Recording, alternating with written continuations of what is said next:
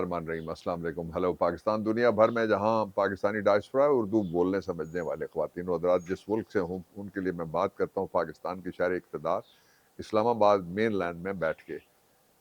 आज सबसे पहले मैं आपके सामने 3 पर्सपेक्टिव रखना चाहता हूँ, इसलिए कि हम फँसते जा रहे हैं, इसलिए कि हम धँसते जा रहे हैं, हम गिरते जा रहे हैं और हमें समझ नहीं है कि क्या हो रहा है।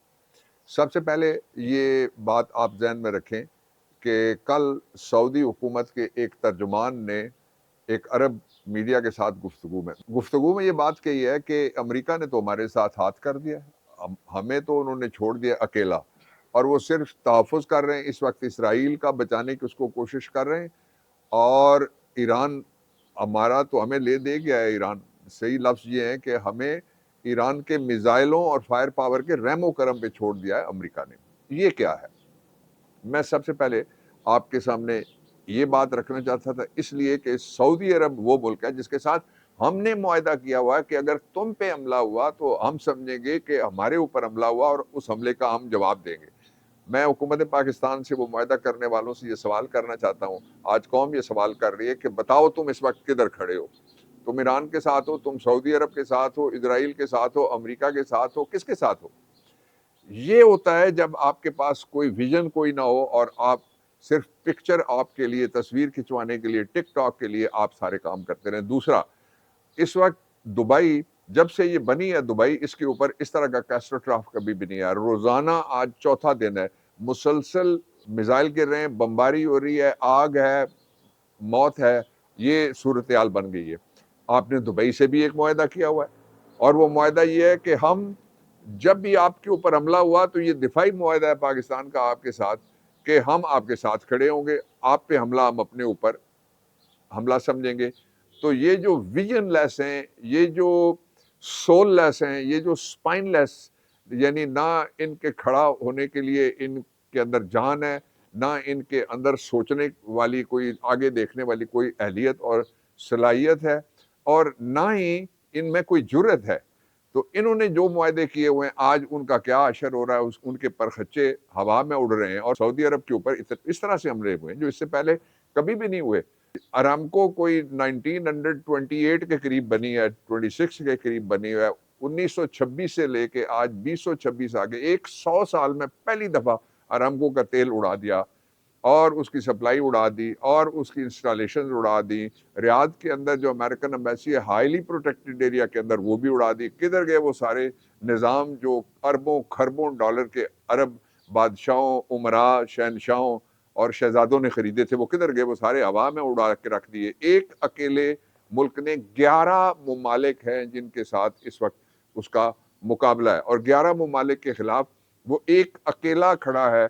और इस शहीद ने, खमेनाई ने, अपनी शहादत से पहले जब मई वाली जंग हुई थी तो बाकायदा ये वार्निंग जारी की थी और बाकायदा वफूद भेजे थे और टेलीफोन करके बताया था कि जिन जिन मुल्कों के अंदर अड्डे हैं उन वो मुल्क एहतियात करें। मैंने कल एक बात बताई थी, एक बात मैंने छोड़ी थी जो मैं आज बताता हूं आपको कि अरब मुल्कों के अंदर जो अमरीकी अड्डे हैं उन पे हमला हो रहा है, अरब मुल्कों पे ईरान हमला नहीं कर रहा। अगर उसने हमला करना हो सिर्फ अड्डे की बुनियाद के ऊपर तो फिर तुर्की के ऊपर भी हमला करता, तुर्कमानिस्तान के ऊपर हमला करता। एक और मुल्क है जिसके पास अमेरिकन अड्डे जहाँ पे मौजूद हैं। तो असल इशू ये है कि जहाँ से उसको मारा जाएगा वो जवाब देने का राइट टू डिफेंड और राइट टू रिप्लाई और राइट टू रिबट वो इस्तेमाल कर रहा है। ये एक पर्सपेक्टिव है इन हालात का। इन हालात में दूसरा बड़ा पर्सपेक्टिव ये है कि आप ये बात ज़हन में रखें, जो हमारे आबाओ अजदाद थे पुरखों के ज़माने में, बुज़ुर्गों के ज़माने में, सलाहुद्दीन अय्यूबी रहमतुल्लाह अलैह के ज़माने में, हमें पहचान थी कि ये जो हमें हमसे लड़ने के लिए आ रहे हैं बड़ी बड़ी सलीबी परचम उठाए हुए, ये मजहबी जंग है, ये फेथ की जंग है, ये लड़ाई कोई किसी कब्जे की जंग नहीं थी। आज जो जंग हो रही है ये आप यकीन करें, ईरान के अंदर वेपन्स ऑफ मैस डिस्ट्रक्शन की जंग बिल्कुल भी नहीं है, ना वेपन्स उनके पास। वो जिस तरह के इल्ज़ाम है उस तरह के वहाँ से कभी निकल सकते हैं, इसलिए कि इराक के भी यही इल्ज़ाम लगा के वहाँ पे हमला किया गया था, लीबिया पे भी यही इल्ज़ाम लगा के वहाँ हमला किया गया था, लेकिन कुछ भी बरामद नहीं। ये झूठ बोलने के आदी हैं।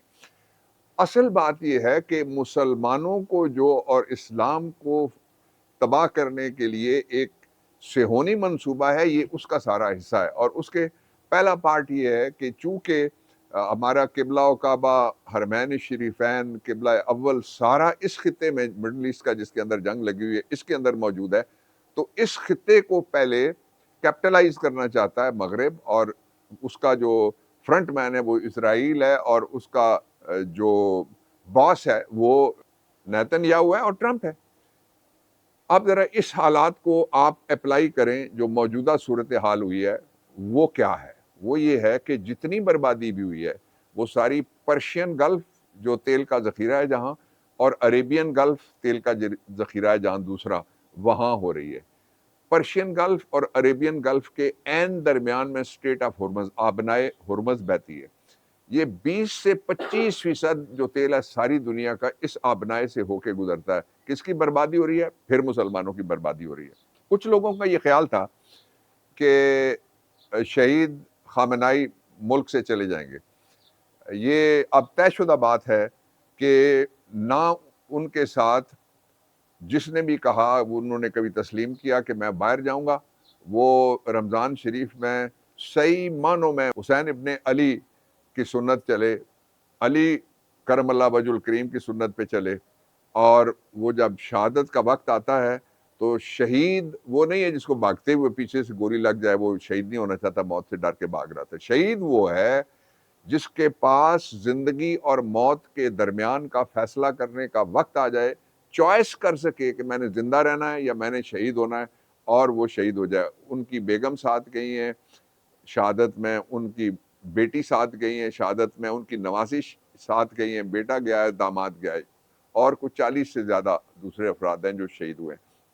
اس لیے وہ تو سرنڈر کرنے والے نہیں ہیں۔ ایران نے کہہ دیا ہے کہ یا فتح اور یا شہادت، امریکہ سے گفتگو نہیں ہوگی۔ اب یہ جو سمجھتے تھے کہ امریکہ کا نام ہی کافی ہے، جب وہ آئے گا تو کام ہی کافی ہے، اور جو جائے گا تو ایران نہیں بچ سکتا، میں ان کے لیے کچھ کی پوائنٹس اس جنگ کے چوتھے روز پہ آپ کے سامنے رکھنا چاہتا ہوں۔ سب سے پہلے یہ ہے کہ ایران کے بارے میں کیا عمران خان درست تھے؟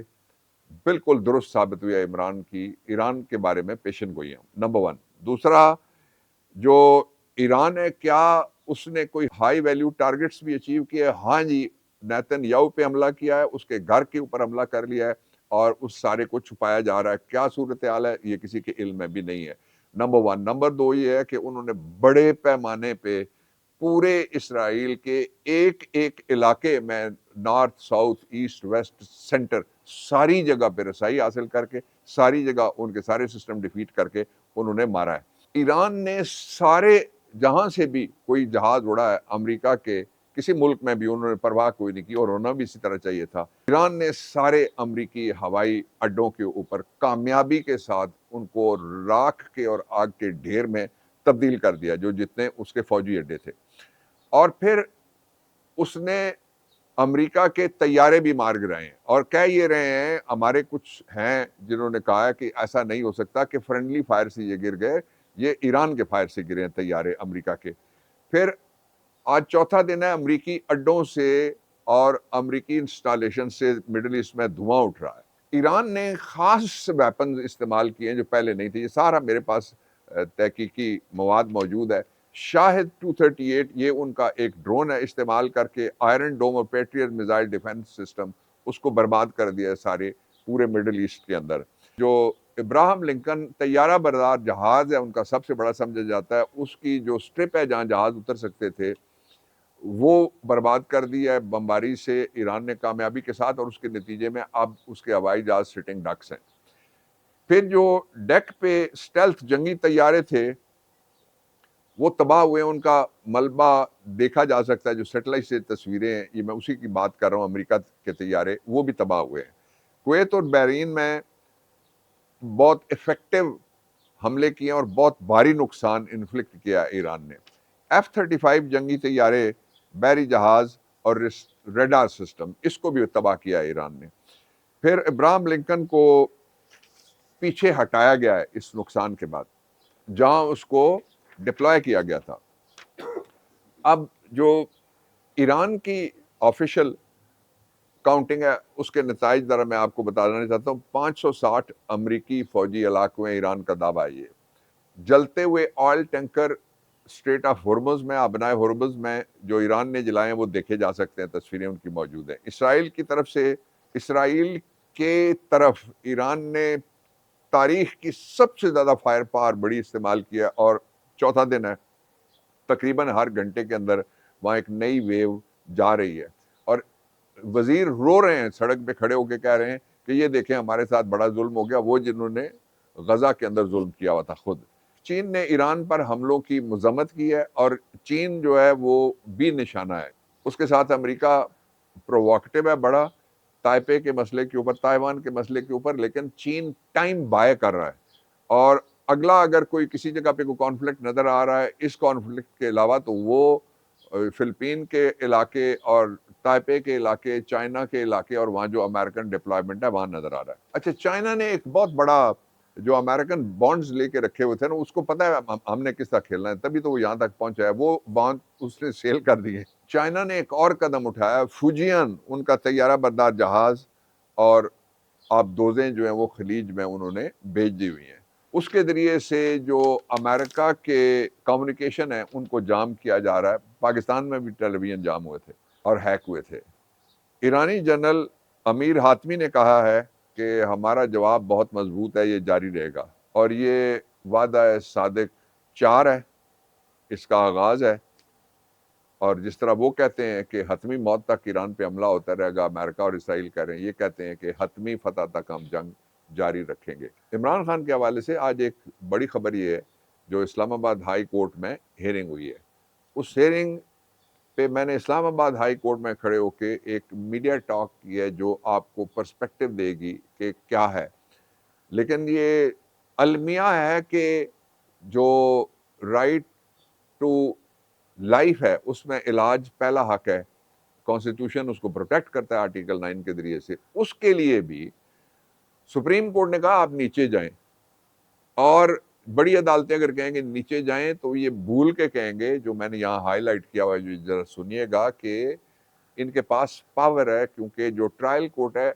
اس کی اور جو اپیلیٹ کورٹ ہے پاور کنکرنٹ یعنی برابر ہوتی ہے، اور وہ تسلسل کے ساتھ ہوتی ہے۔ عمران خان کی رہائی کا وقت ہے، پاکستان پہلے ہی بہت شدید مواقع کھو چکا ہے، پاکستان کو جس اتحاد کی، نیشنل یونٹی کی، کنفیگریشن کی، اپنی پوزیشن کی اسٹرینتھننگ کی جو ضرورت ہے، وہ یہ جو رنگیلے ہیں یہ نہیں کر سکتے، اس لیے عمران خان کو نہ صرف مؤثر علاج کی صحتیابی تک ہاسپٹلائز کیا جائے، بلکہ ان کو فوری طور پہ ان کے خلاف جو جھوٹے مقدمے ہیں، سیاسی قیدیوں کے خلاف جو جھوٹے مقدمے ہیں، اور جو لوگ گم شدہ ہیں، وہ فوراً مسئلہ حل کیا جائے، حالات ٹھیک ہونا شروع ہو جائیں گے۔ پاکستان پائندہ باد۔